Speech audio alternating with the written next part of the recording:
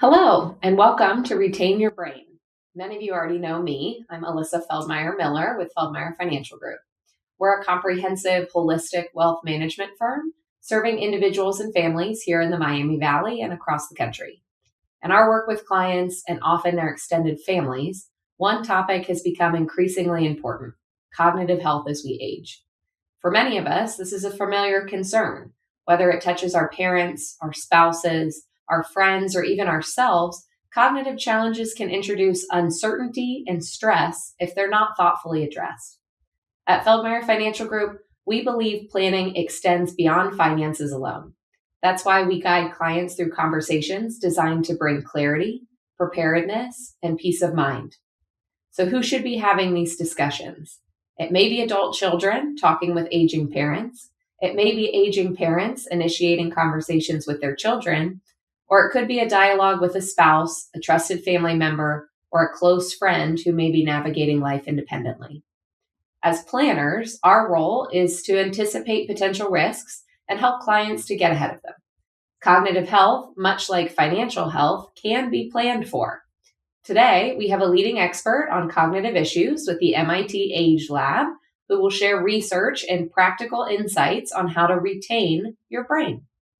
You may be surprised to learn that there are meaningful steps that you can take today to help support cognitive health over time. After the presentation, we'll return to share next steps on how you or someone you care about can continue that conversation with us. Thank you for joining us and enjoy the presentation today. Hi, I'm Bill McManus, Vice President of the Applied Insights team at Hartford Funds. Thank you for joining our webinar, Retain Your Brain.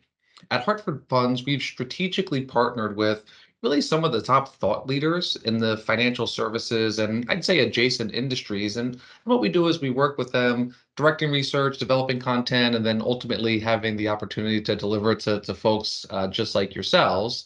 Just for instance, and it'll tie into our conversation today, for nearly 2 decades, we've had a relationship with the Massachusetts Institute of Technology, and specifically this program they have called the Age Lab. Now, as you can guess by virtue of the name, the Age Lab is studying aging, changing demographics, the impacts of extended life expectancies, of extended longevity. And I'd say the whole mission behind the work of what the Age Lab does is as we all collectively are experiencing this extended quantity in our lifespans, we want to ensure that the quality is there as well, right? And ultimately, when we think about it, our health is a big determinant of what that quality of life looks like as we age. So we're really excited to introduce you to another partner of ours, Dr. Mark Milstein. So Dr. Mark Milstein, he's a PhD from UCLA. He is a leading scientific researcher on neuroscience, health, and happiness. And what Dr. Mark has been able to do is really provide us with research-based solutions to help us boost productivity and really maximize longevity. The research around cognitive health has gotten extremely optimistic, extremely hopeful, really in a relatively short period of time, just in the last decade or so. And what we have found through research from Dr. Mark and others is that we have a lot more control over our brain health than previously thought. And we see here in Dr. Mark's quote, we have strong evidence that simple lifestyle interventions can dramatically improve brain health and lower the risk of disease today, tomorrow, and in years to come. So, our agenda for the day, we're going to talk a little bit about our brain age versus our chronological age, how that might be a little bit different, the importance of brain health, and then lastly, we're going to get into these lifestyle interventions factors that Dr. Mark was talking about in his quote. How can we age-proof our brain? So to start things off, what we find through research, brain scans, tests, so on and so forth, is that your brain age might not be the same as your chronological age. We could have someone who, let's say, is, in their 60s who, might look like they have a brain of somebody more in their 40s or 50s. And we can also see the opposite of that might be true. And we're going to talk a little bit about why that is. Some of the research that we're going to do today or share with you today based off of research around superagers. So very similar to blue zones that you may have heard of, where we see people, experience extended longevity more so than the average. We've also found that these superagers, and these are folks that are in their 80s and 90s, that again, through brain scans and tests, look like their brain is a lot more like somebody in their 30s or 40s. they do a lot of the things that we're going to talk about today. So how do we start? What we want to do is we want to get a sense of our brain age. Now, this is not a test. We're not going to plug, factors into a computer and it's going to spit out a number and tell us exactly how old our brain is. It's just a way to get a general sense.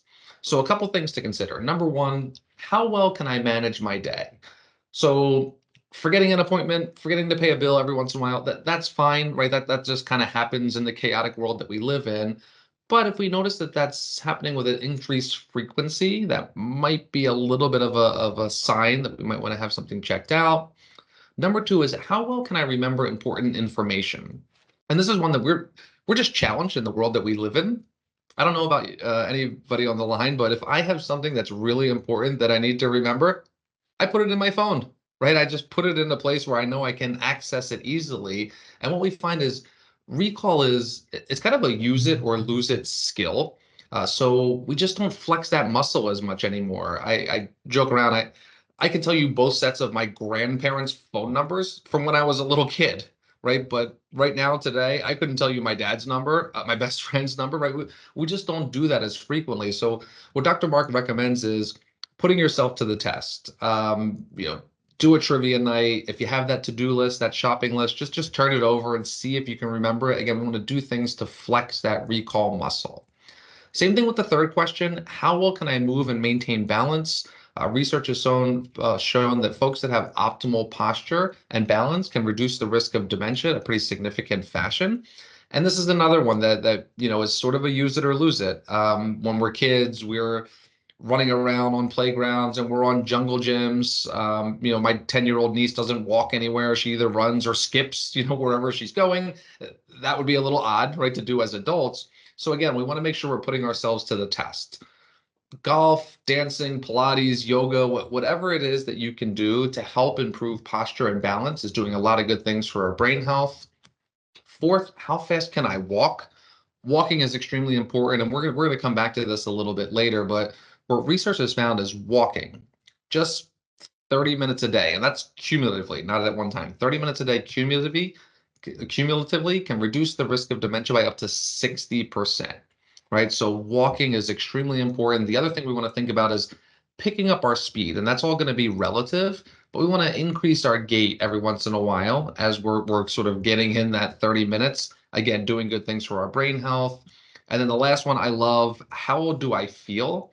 Research has found that people that have a positive outlook on the aging process can reduce the risk of dementia by up to 49%. And so it's sort of amazing the power of positive perception. So again, this is not a test. It's just a general assessment, something we want to sort of check in on. So here's where the hopefulness and the optimism comes in. So we see quotes here on the screen, and we've heard things like this for years.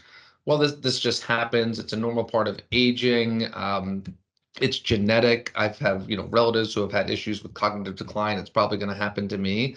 The key statistic here: over 95 to 99% of instances of Alzheimer's and dementia are not strictly genetic. Now, be clear, genes can certainly play a role. They can raise or lower risk, but they're not determinate.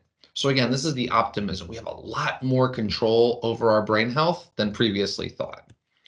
So let's talk a little bit about what's kind of going on up there. So our brains are about 3 pounds. Once we turn age 40, our brains start to shrink by about 5% every 10 years. And what we see here is a 3-pound brain makes 5 pounds of brain trash per year. Now, this brain trash, it's just leftover chemical reactions, broken down proteins. It's just a normal part of being alive. Okay, it just happens.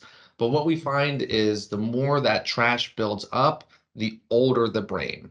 I almost think about it like this. I have a terrible habit, and not that we get much physical mail anymore, but I tend to just take that mail and put it on one part of the kitchen counter, and I let it pile up. And then when I actually do have to go find that one thing that I need, it's extremely difficult. Almost think about it like that. We want to be making sure we keep our brains clean, because a clean brain is a healthy brain, and we're going to talk a little bit about how that happens in a second.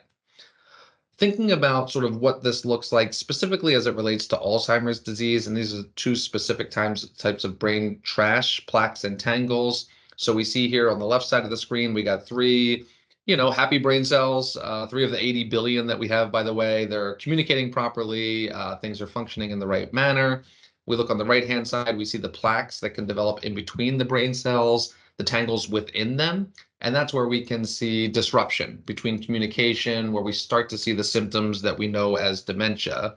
When we think about it from a planning standpoint, right, just the cost of care, the average Alzheimer's patient survives 4 to 8 years. Some live as long as 20. It's not from personal experience. My grandmother unfortunately had pretty severe Alzheimer's, and this was years ago. And when she was first diagnosed, from what all the research and the doctors were telling us, we kind of thought, 3, 4, 5 years, and she ended up living 13, right? So we just don't know specifically with other advances in medical technology and all the things that we know now, can be certainly a challenge. And we think about the cost associated with it, $60,000 for home health aid, 54 for assisted living, over 100 for skilled nursing home. And then we're adding on top of that, right, if we need memory care specialists in terms of assistance. And this is just national averages, right? So this can vary pretty widely depending on where you are and the type of care that you need.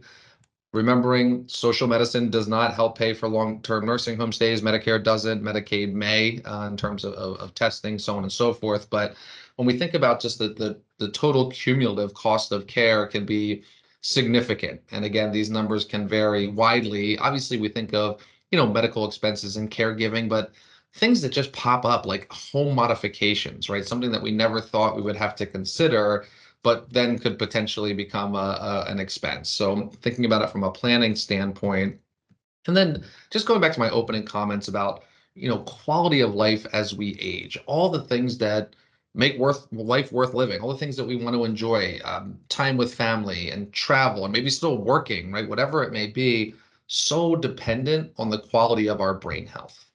So what are these lifestyle factors? What are the types of things we can be doing to help age-proof our brain? So the first one that Dr. Mark really puts an emphasis on is sleep, and he's called sleep your greatest ally in the fight to retain your brain. So sleep recommendation: 7 to 9 hours a night. There are some folks called short sleepers who can get by on less than that, but for a vast majority of us, that's going to be the sweet spot. We sleep in these 90-minute repeating cycles, and there's physical changes that happen in our brain when we sleep. So tonight, when you are sleeping, when you're laying in your bed, your brain will shrink down to about 65% of its normal size and give itself what's called a brain squeeze. Sounds like something from a horror movie, I know, but we have this brain squeeze. Fluid rushes up from our spine, it's called the glymphatic system, and it washes out our brain. It takes out the trash into the bloodstream and kidneys and so on and so forth. But this is how we keep our brains clean. So every night, this happens multiple times during the evening, you get a brain wash. Couple things to think about in terms of how can we ensure we're getting into that good quality state of sleep where that brain wash happens. Because as you can imagine, I'm sure you've had the feeling as I have. You have, not a great night's sleep. You wake up, you're kind of feeling a little foggy and out of it. Probably didn't, get an effective brainwash. And then we can certainly see the cumulative effect of that over time. So a couple recommendations from Dr. Mark. Number one, sleep in true darkness. So ask yourself when you go to sleep tonight, am I sleeping in true darkness or am I sleeping in what we call modern darkness? Because what research has found is light pollution, even if our eyes are closed, and this could be a cell phone charging on the nightstand, an alarm clock, the little red light on the TV, if you have a TV in your room, even when the TV's off, that can actually impact your blood pressure, pulse rate, insulin response, all things that might make it difficult for your ability to fall into that deep state of sleep. So anything you can do to get it as dark as possible, even, eye masks, things like that, the darker, the better. The flip side of that, we want to get natural light early. So there's been Nobel Prize winning research around this, and it's called our sleep clock. And basically what it comes down to is you are starting to get ready for bed when you wake up in the morning, right? So you have to let yourself know that it's time to be up. And how do we do that? We get natural light early. So what Dr. Mark recommends is getting about 10 minutes of natural light within 30 minutes of waking up, right? Then we're setting ourselves up. I know sometimes there's challenges, seasonal adjustments, work schedules, but we just want to try to get natural light as soon as possible, right? If we're up before the sun. And if you're really challenged, they actually have light boxes that mimic natural light that you can, set up as you're having your morning coffee. But that's really key, getting natural light early. And then lastly, chilling out for better sleep. And this will certainly be relative, for each person. But when it is a little cooler, it's easier to fall into that deep state of sleep. If you ever had the experience where you're in a warm room and you're tossing and you're turning, that's your brain and your body desperately trying to lower its core temperature. So again, sleep, our greatest ally to keep our brains healthy. And a couple tips here: sleep in darkness, get that natural light early, and turn that dial down a little bit will help us get into that deep state of sleep. Number two, diet, right? So we are what we eat, and there's a gut-brain connection. And really what we're looking to do here is reduce inflammation, because what research has found is inflammation in the gut can spread to our brain and help, speed up the buildup of that brain trash. So what we want to be thinking about eating, very similar to the Mediterranean diet. Some folks call it the mind diet. Fish a couple times a week, Dr. Mark recommends. Beans, olive oil, nuts, very, very anti-inflammatory. Fruits and vegetables, right? We want to look down at our plate and we want to see a lot of colors. We want to eat things that are going to spoil eventually. I don't know if anyone here on the line has been to the Museum of Science and Technology in Chicago, but they had on exhibit an unopened Twinkie, and it had been unopened for like a dozen years, and it looks delicious. It looked like it just came out of the wrapper. That's probably not something we want to eat on a regular basis. If you look at the back of a ingredient list on the back of a box and it looks like a chemistry experiment, probably not something we want to eat on a regular basis. Dr. Mark has a pretty good rule of thumb, just thinking about eating whole natural foods 80% of the time. Right? If we're eating whole natural food 80% of the time, we are doing good things for our gut and thus our brain health. Number three is the stress surprise. We're told constantly that stress is bad and we don't want to be overly stressed. And that's certainly true, but it turns out that a little bit of stress is actually good for brain health.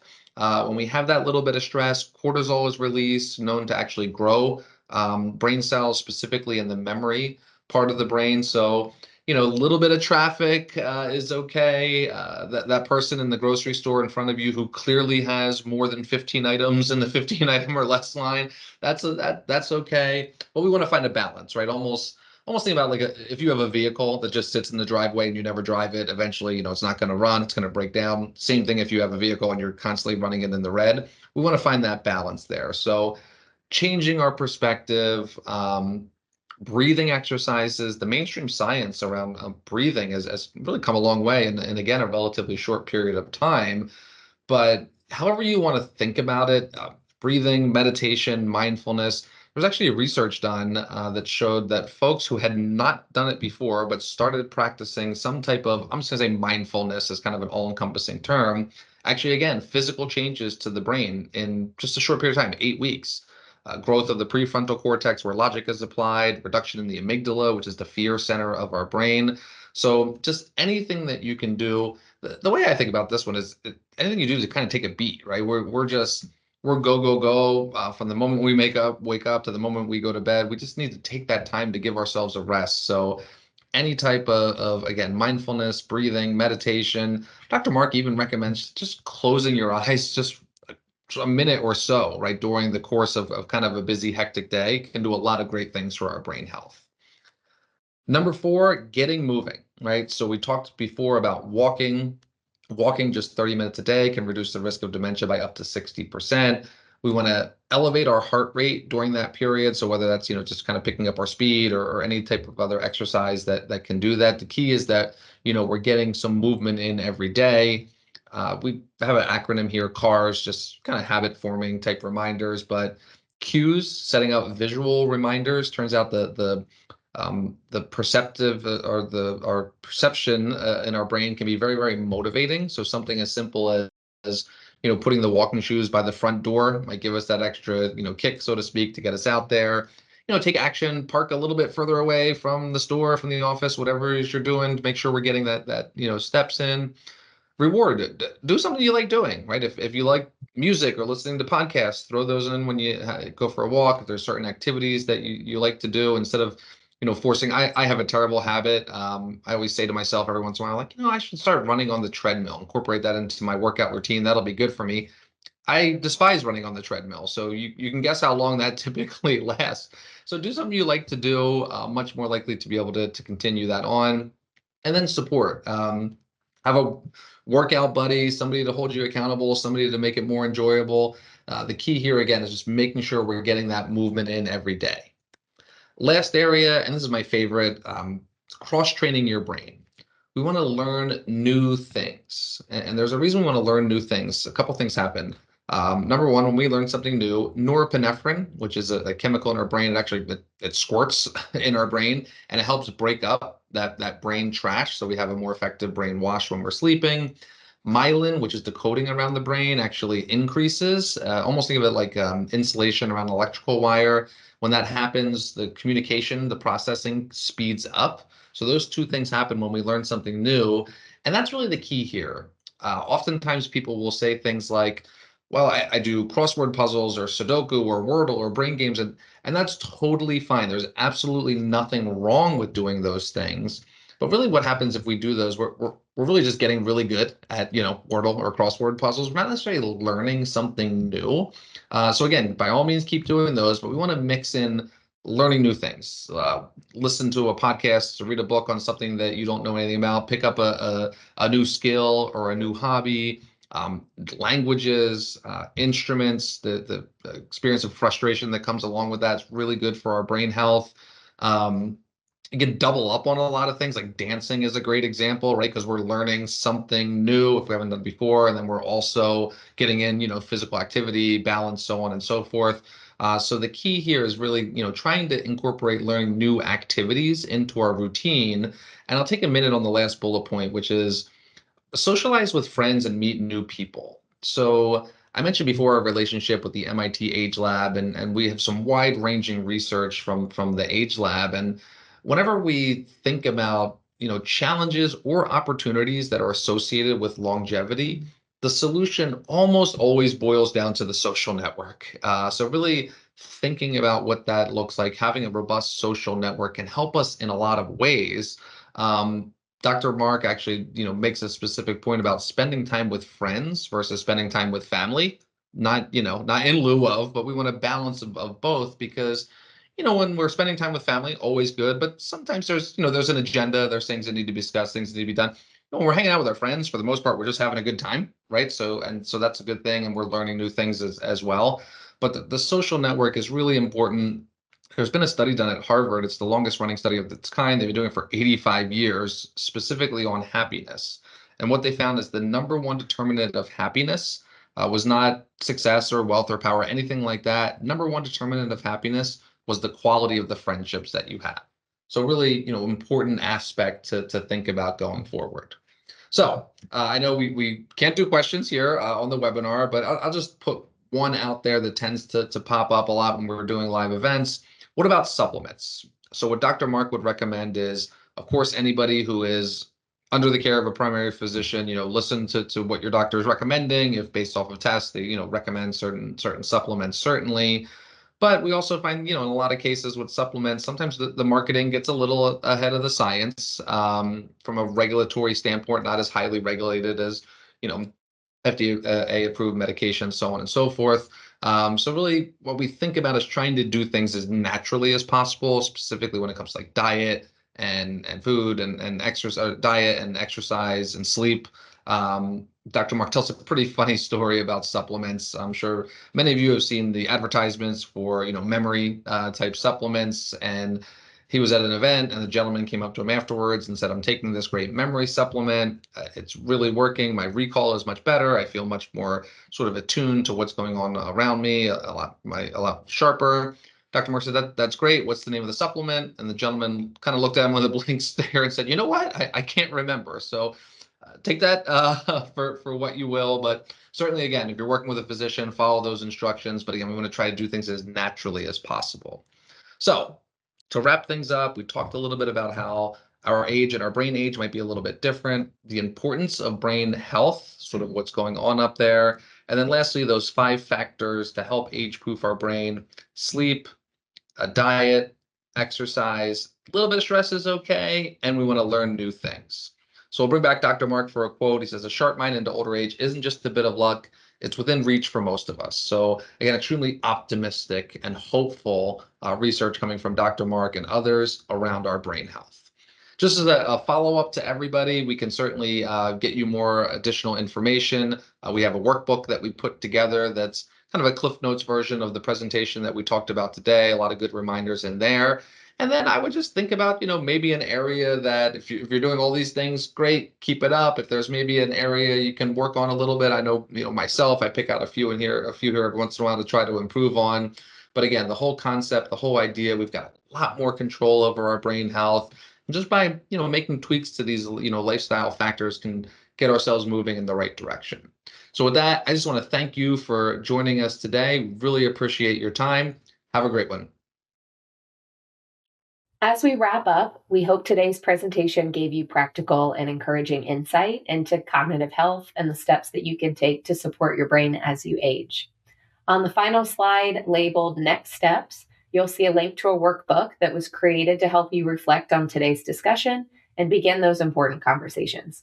Simply click the link and it'll download onto your computer or onto your phone, however you're viewing this today. If you'd like to continue the conversation, you can also click the team calendar link to schedule time with one of our advisors. Choose the advisor you'd like to meet with and then select a time that works best for you. Thank you again for spending time with us today. We truly appreciate you being here.